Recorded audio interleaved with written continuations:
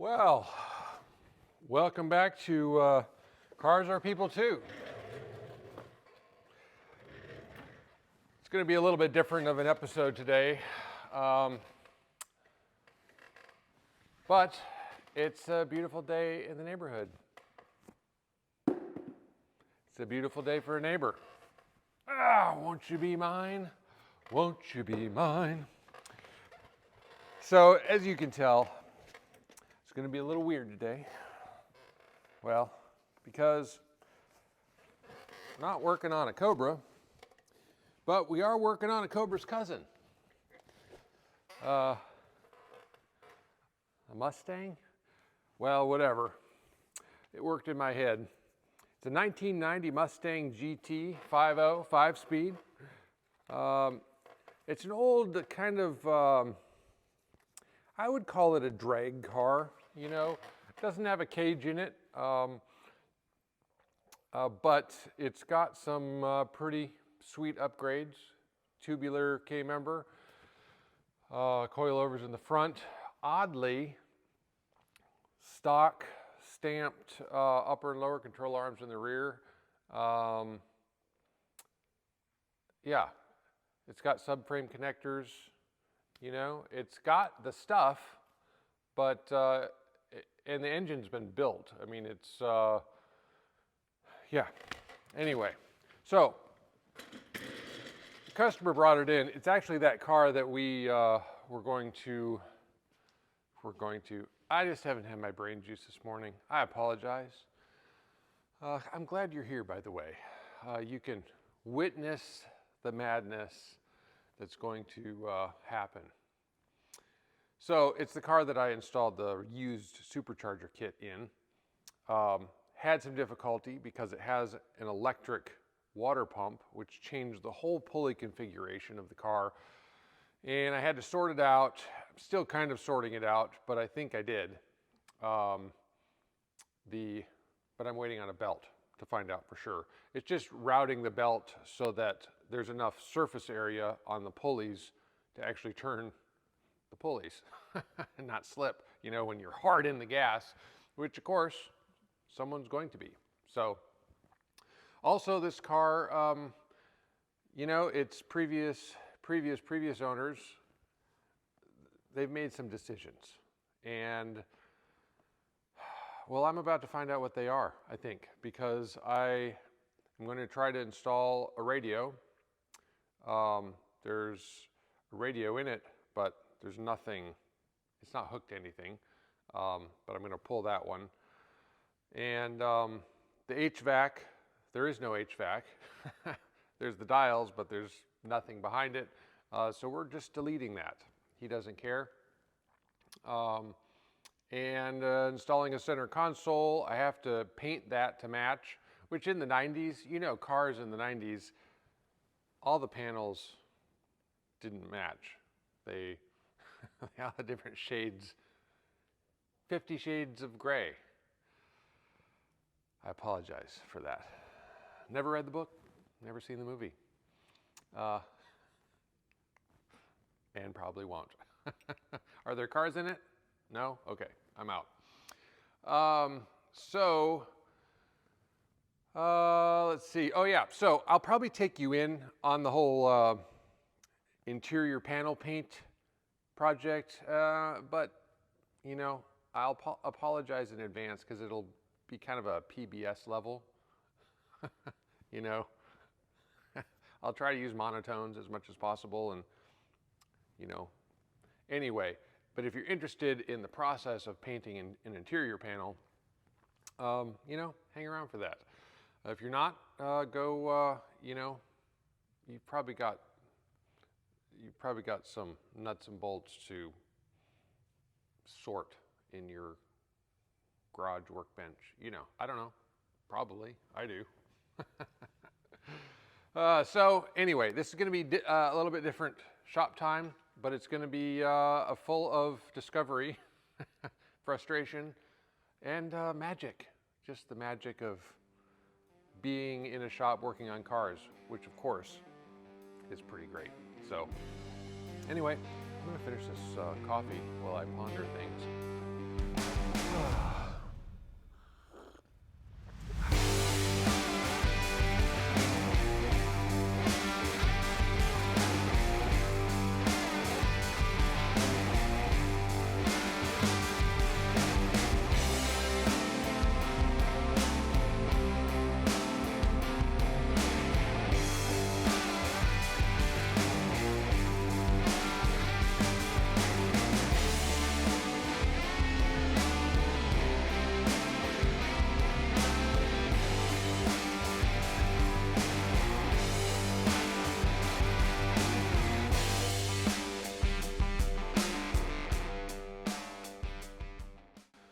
Well, so this Holley Terminator X system, it's an older system, bought used.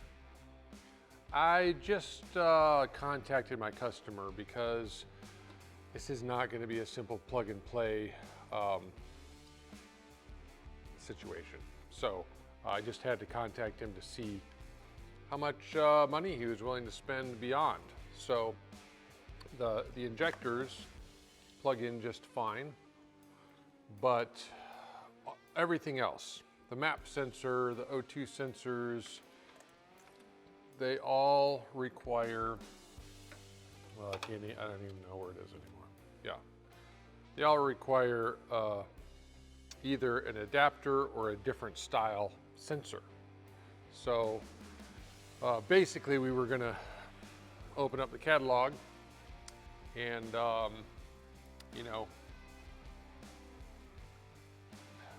yeah, get new sensors, get new harness adapters, even for the map sensor. Just, yeah, Holley has their own thing or an adapter, depending, so on and so forth. So I shot him a quick text and basically said, I don't think I can serve you well by trying to install this, because by the time I research everything that I need and I order it, you're going to be so deep into this harness, and I'm not sure the benefits are going to outweigh the cost to you to have it done. So the stock ECU has a tune. It will just need to have a new tune put in it for 5 or 6 pounds of boost. It's really the only change that's been made on this engine.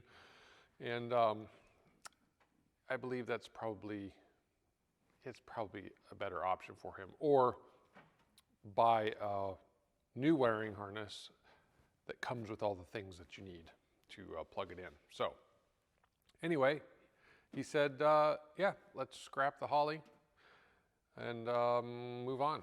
So that's what we're gonna do. Sometimes it's better just to, you know, be honest. So what we're gonna do is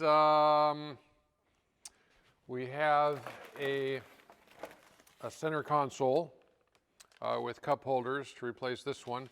But as you can see, the color doesn't match. So the customer brought over 3 different colors. I'm gonna spray them out, see which one matches the best. Pop that in there for him. Also, his fuel gauge isn't working and his headlights are flickering. It might be that headlight switch. I don't know. I'm gonna, some little things, and then install this gauge pod in his A-pillar. So we've got a boost gauge and a fuel pressure gauge, both pretty neato. And then just a radio.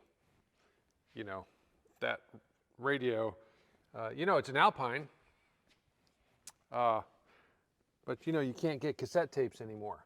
So that's the thing. I actually think I had one of those Alpine units once.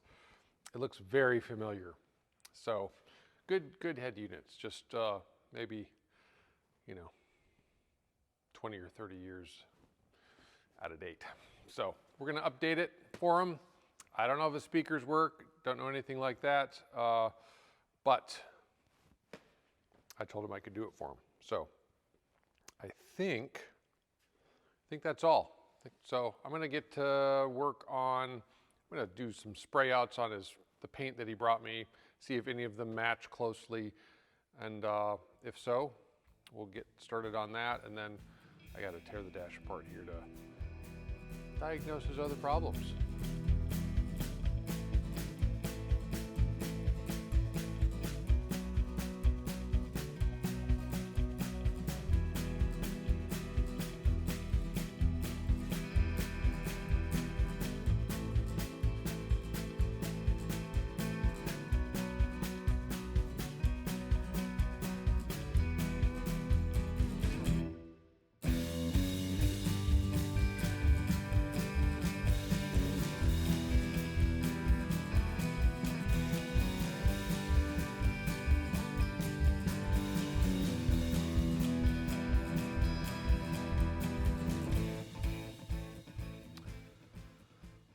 what I use here for, so I matched my color-ish, pretty close.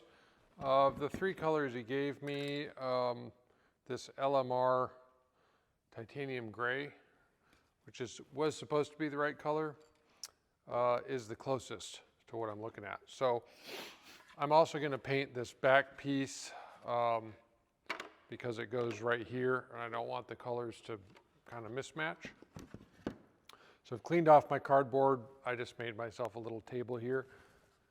Let's use some spray away to kind of do an initial cleaning. Try to get the dust and dirt up if I can.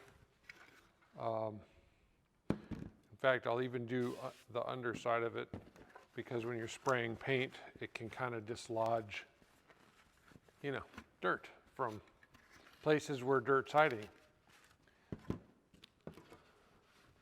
And actually, after I do this initial wipe down, and this is a new piece, so I don't really, it's probably pretty good. After I do my initial wipe down, I'm gonna go get a pair of gloves, because I don't like any chance of getting my finger juices on the plastic. This paint doesn't like finger juices, you know? Maybe I picked my nose or something, and now I got booger juices, and then paint doesn't like that either. I don't pick my nose, but anyway, so I'll spray away at first, then I'll take some wax and grease remover, and I coat it pretty good because it needs a chance to kind of bring all of those waxes and greases to the surface. You just kind of give it a minute. You don't let it dry on there.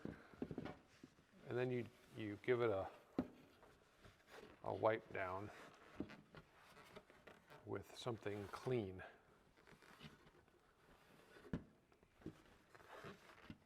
And you're going to leave a little bit of residue. You know, you can't get every tiny little corner. This is the old piece, so it's going to have a lot of, I'll probably go over it again even, because it's going to have a lot of elbow juices and, well, there's a ring of something here. I don't know, is that an oil can? Something. I'll try to get that off of there before I go to spraying it. If I can't get it off, I'll just do my best to, I may even try to use a stronger cleaner on this one. Let me go see what I have. I've never used this stuff before, but I have it. It's stain remover. It's yeah, I'll just give it a try. It's pretty mild stuff, but, and then I'll go over it again with the spray away, and then again with the wax and grease remover.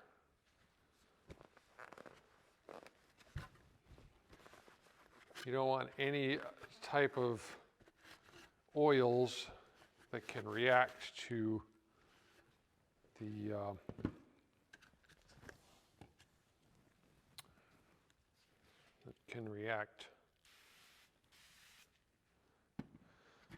to the paint, because it'll fisheye and look bad, and then you'll have to do it again. Ask me how I know.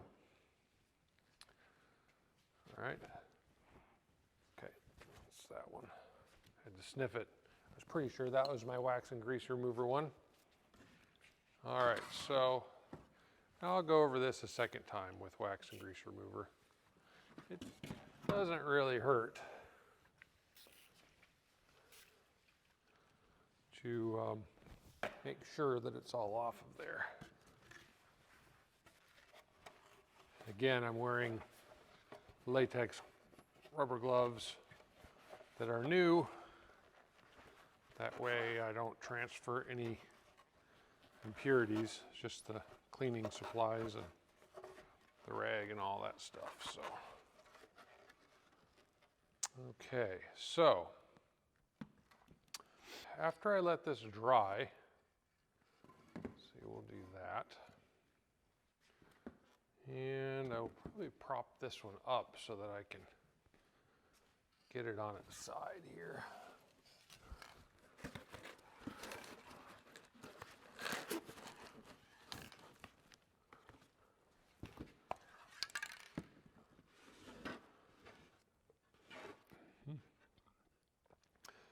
So this way I can get down this side, I can get down this side. I kind of wanted to lay this flat so that if I were to hang it up and make a mistake, I run the risk of my paint running, whereas if it's flat, if it runs, it will be in a less noticeable area. We're gonna try to make sure that doesn't happen, but so what I have here is, this is Duplicolors. It's a plastic adhesion promoter.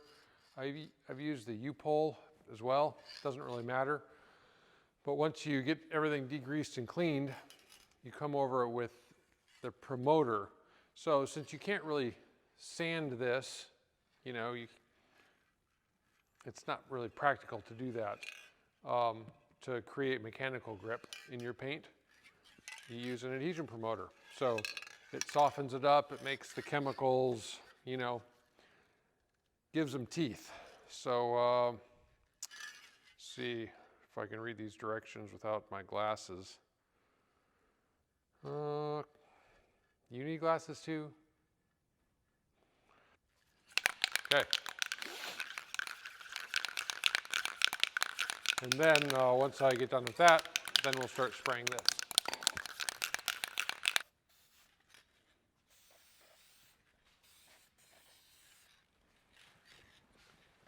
We just do light coats. You don't want to soak it, you know.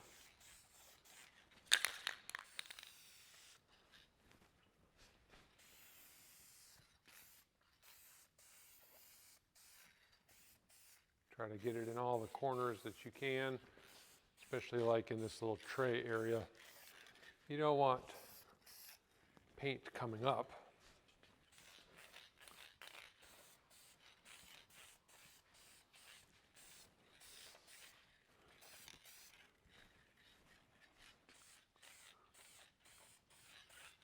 Okay. We'll let that sit a couple minutes and do it again. Okay. Hit it again.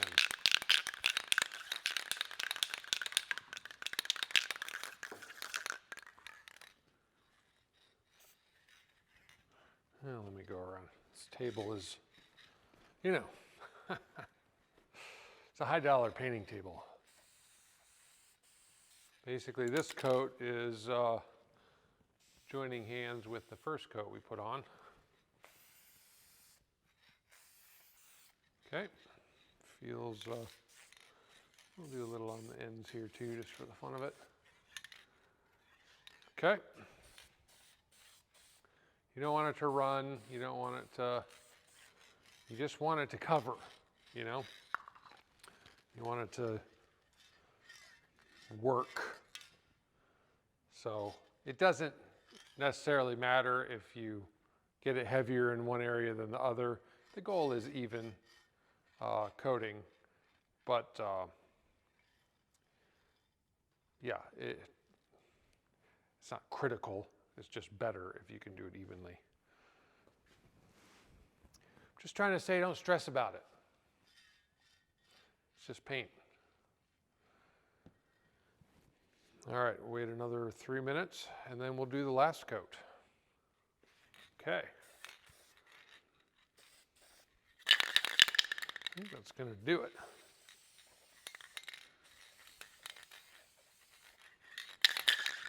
like grout.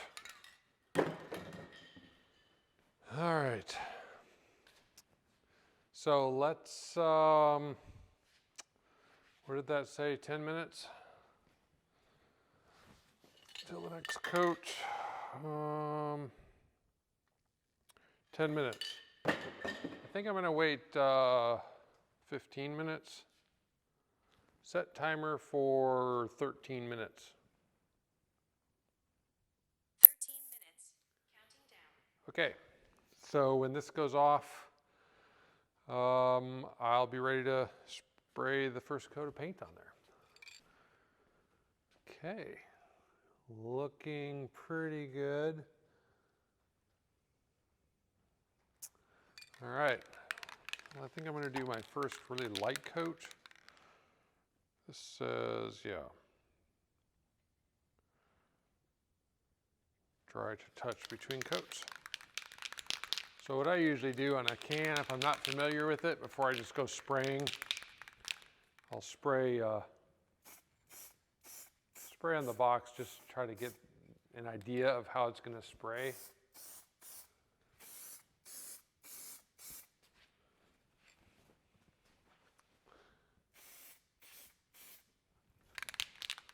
Six to 8 inches. It's actually very satisfying because I'm not noticing actually a color change in that piece when I spray this on, so it tells me I'm on track. We'll just do a practice coat kind of underneath on the side where it doesn't really matter.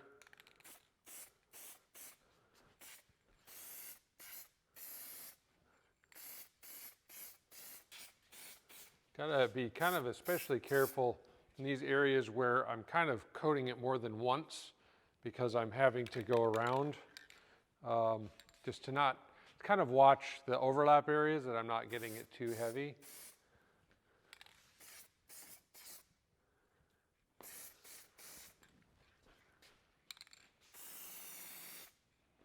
Okay, that's about it for the first coat, I think.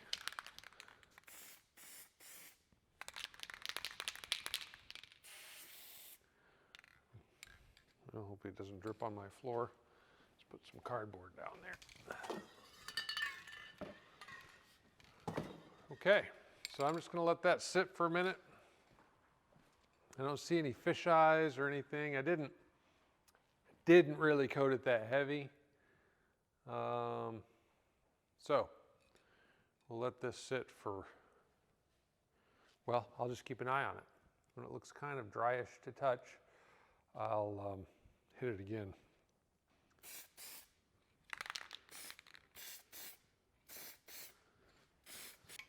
I'll let this dry again, and then, yeah, then we'll try it again. It's turning out pretty well. All right, well, I just figured I'd take you in and let you see kind of my process when I'm painting interior pieces. It's not that difficult, but prep and the right materials is important to get it to turn out, so you're not redoing it, because that sucks.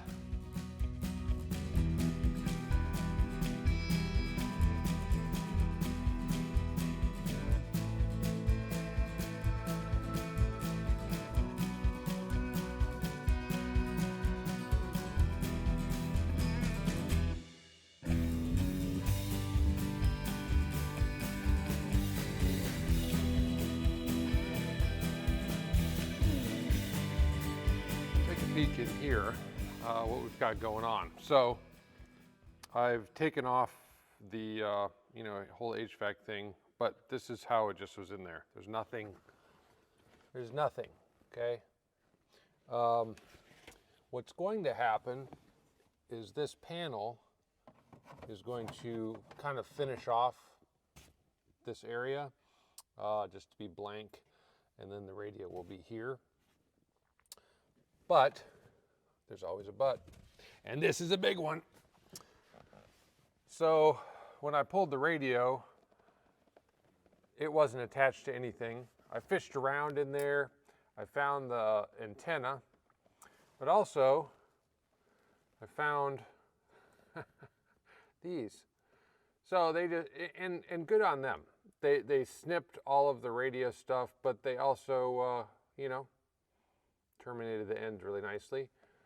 I also pulled out the factory Ford amp because I'm not going to be able to use that with the new radio, which is over there. And also, there are no speakers in here. Like normally with this premium sound system with Ford, it ran this speaker and this speaker kind of together. That was on one channel, and there was some sort of impedance dealy whopper in this one so that it wasn't drawing too much power. I think took away some bass from this one or something. Anyway, whatever magic they did. So basically it was still a 4-channel. You had this and then you had the back speakers. So I also think I found speaker wire. I've got to sort that out. And clearly I need to add some wire in to make it work. The radio he bought, you know, it has an internal amp. We're not going to go crazy. I don't know if the speakers work. None of that. So I have downloaded some schematics. Try to figure out what wires are going where and the colors, but probably what I'm going to end up doing is pulling the speakers in the back, checking wire colors, taking the door panels off, checking wire colors, and then just making sure that I can, you know, get sound to the speakers, get power to the radio. So it's not going to be so straightforward. You know, it was supposed to be easy. How many times have we started a project that was supposed to be easy and didn't turn out to be so? Anyway, so we got that, and then we'll move on from there whenever that happens. But here are the dry panels. You know, they're going to match wonderfully. But, so let's take a look at kind of what I'm talking about.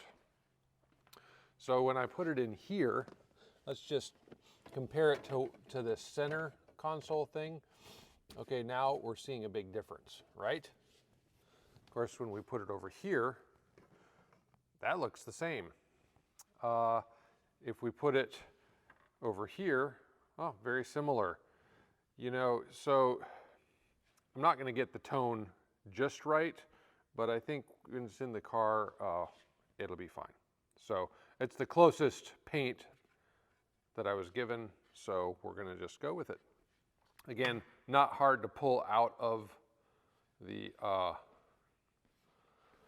car, you know, at a different time if better paint is matched. So, all right, that's it. I'm going to go chase wires. My favorite thing.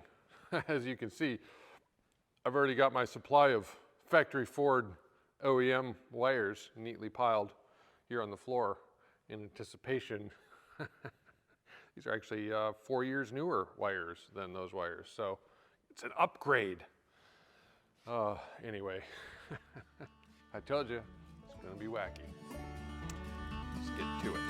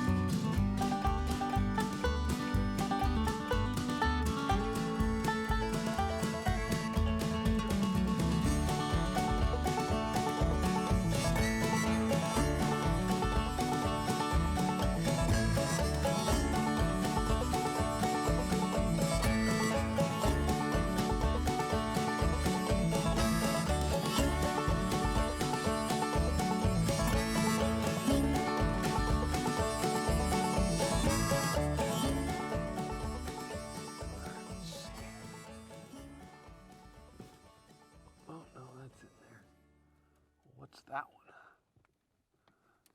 Oh, I need something to get it.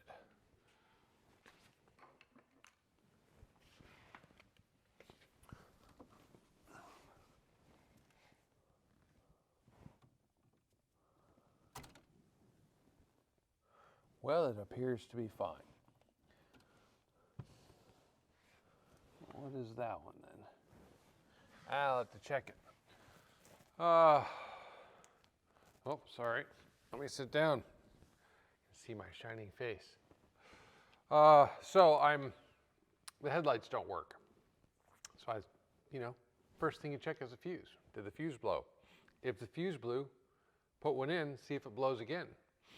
Because if it blew once, there's probably a reason for it. As far as I can tell, it's fine, so I'm going to keep looking. But I figured I'd take you in here, kind of update you, give you some updates on what I've been working on. So let me just take a brief moment. Excuse me. Oh, there we go. All right. Let's kind of show you what I did. I know you saw me test fitting this with the radio down here, but I'm not familiar with who makes the bezel, so I got online. These were the directions that came with it. There's a QR code. There you go. You can hit that with your phone. But it's 417 Fox. Guy that apparently makes these. Basically, he started out making them to relocate the HVAC to down here, so you could put like an Apple CarPlay, kind of up where you could see it better. It wasn't tucked down there.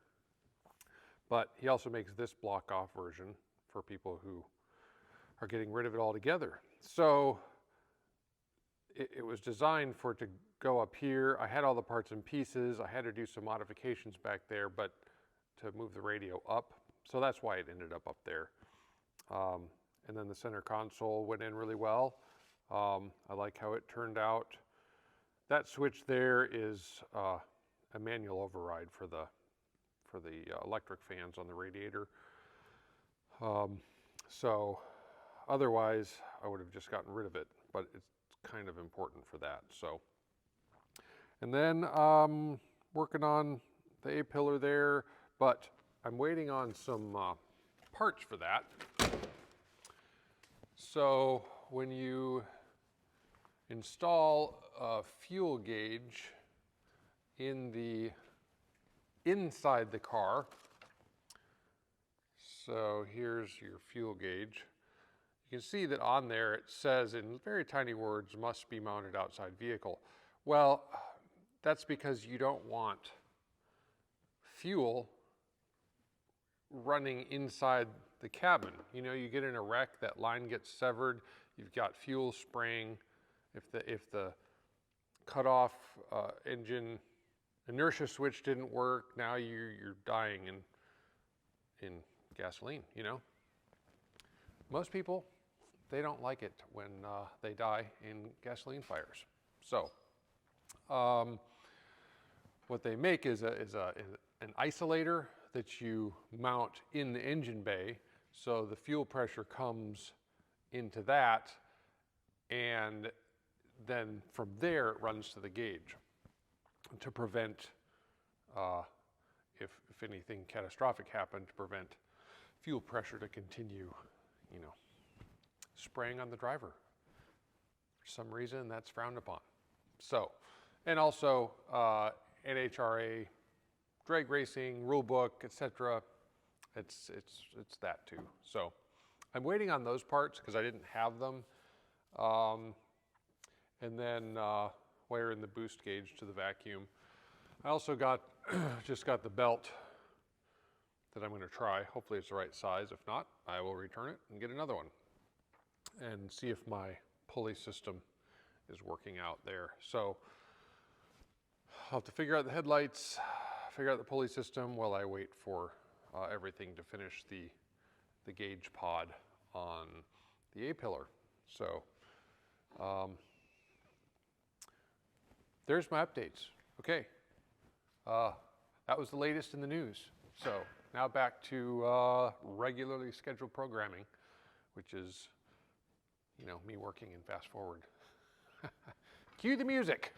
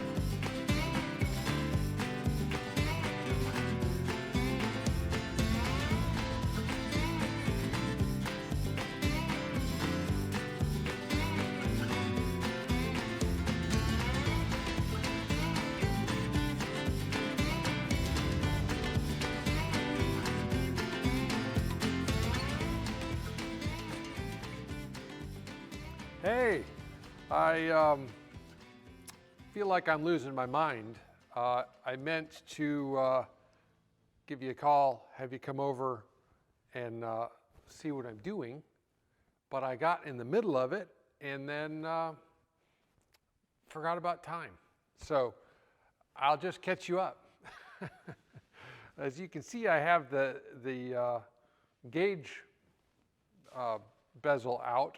So the customer wanted me to, I don't know if you can see this, but install some, so this is the standard bulb in these, and that's a warning indicator. I didn't even have a bulb to replace that, but for the illumination bulbs, going LED.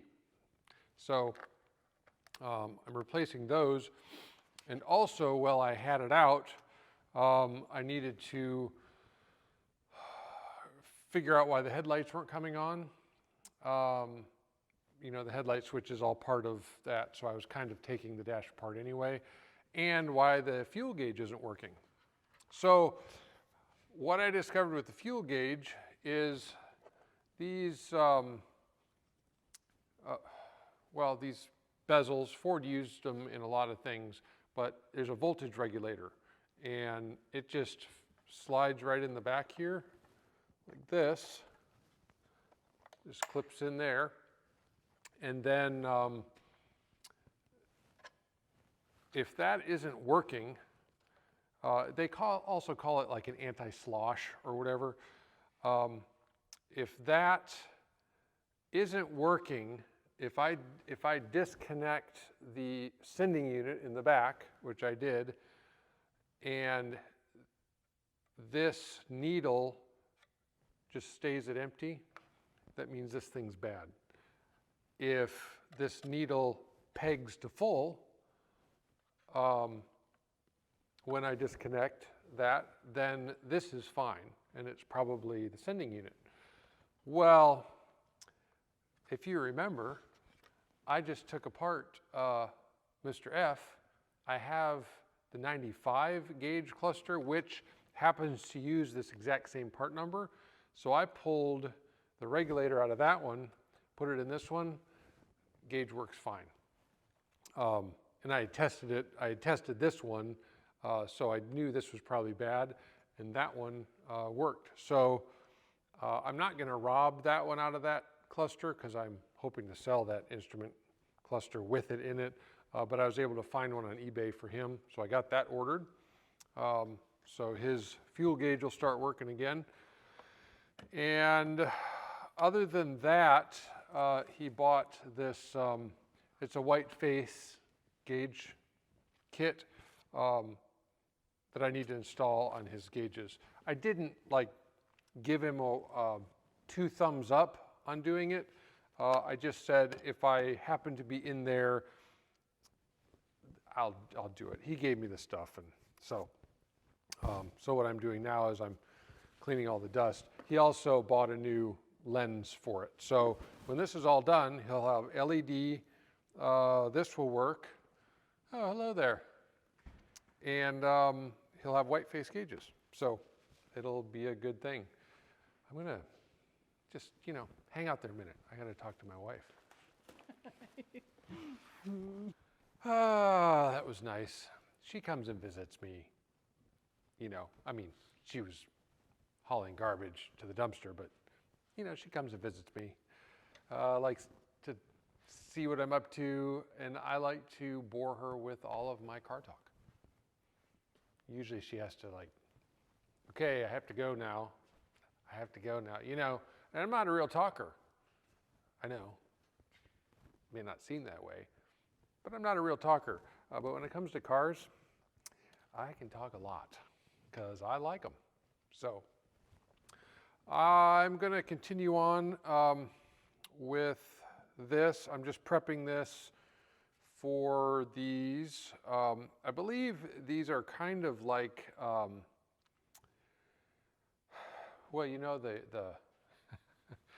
the model cars, you make with their plastic glue, all that kind of stuff. And then if you put the decals on them, you do it with kind of soapy water. And I think that's kind of what this same technology, maybe more thicker vinyl-y, but I need some soapy water. And the directions kind of tell you, but then I'm thinking, well, I don't want to get a bunch of water running down into the components. We'll do the best we can. Maybe I'll just put some water on the back of each decal and just kind of slide them on. But I need non-greasy hands to do that. I don't want it to be smudgy, because this is literally what you look at as you're driving down the road. You don't need like Eric's big thumbprint on things, because that's not my signature. All right, enough of this nonsense. Sorry, I meant to have you watching me what I was doing and working in the car and all that stuff, and I just got excited about my work. So anyway, let's just keep going. I need a drink, I think. Is it happy hour yet?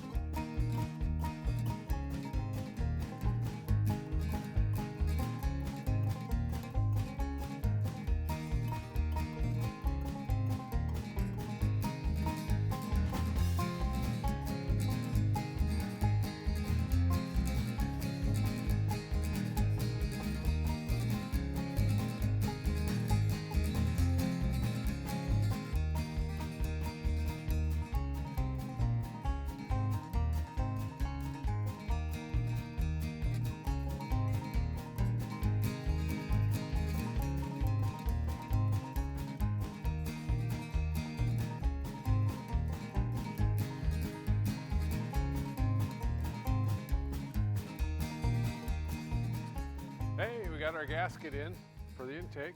Just lost the receipt. It's on the floor there though, so I know where it is. Let me grab the gauge cluster. So this is the final result,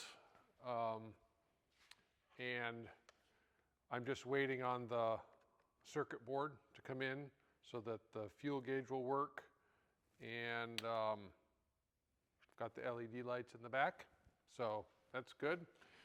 I'll put that back. And then I was just putting a hole in the firewall here to run my isolator for the fuel pressure gauge. So I guess I didn't really go into it, but how that isolator works is fuel comes from the fuel rail to the isolator, and then the isolator from there to the gauge, it's actually like 50-50 antifreeze is what it is. And so the fuel pressure, pushes against the diaphragm that pushes against the antifreeze, which tells the gauge, so you don't have fuel running into the cabin. So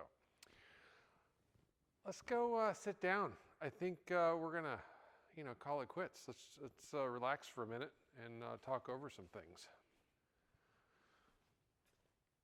Oh, well, take a load off.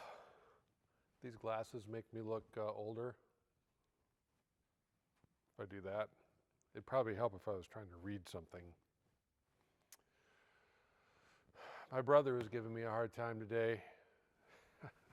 Both my brothers have full beards. Also balding, but yeah, he was just giving me a hard time. I'm about 10 years his senior, and he's getting some gray in his beard, and he was just giving me a hard time.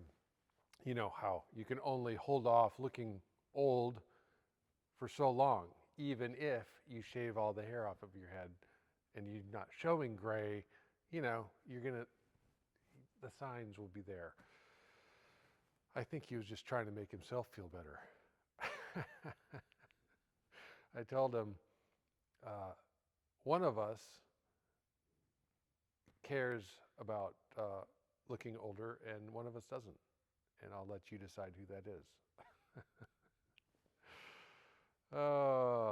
I've got two brothers and they're both smarter than I am. But,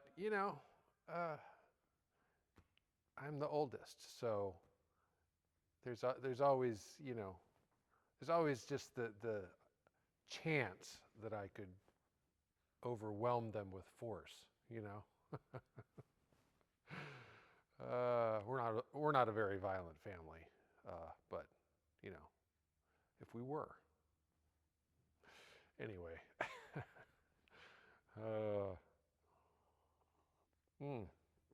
So, I think we're going to call it quits on this episode. Next time, we'll finish up the few little projects we have on the Mustang. May or may not get into Mr. Chevelle over here that I have not named. I guess he's not mine. I haven't named Mustang either because it's not mine. Not that I can't come up with my own personal name for the vehicle, but I haven't. So I also have another car coming in the shop next week.